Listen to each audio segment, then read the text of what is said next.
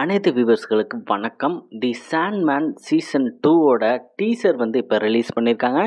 இந்த web series வந்து தமிழ் டப்பில் தாங்க ரிலீஸ் ஆக போகுது.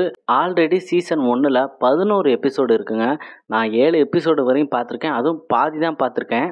பார்த்த வரைக்குமே இந்த வெப் சீரிஸ் வந்து எந்த மாதிரியோட ஸ்டோரியில் வந்து வரும்னு எனக்கு தெரியுங்க. பார்த்தவங்களுக்கு தெரியும். இப்போ சீசன் 2 வந்து teaser plus date announcement video மாதிரி ஒன்று ரிலீஸ் பண்ணியிருக்காங்க.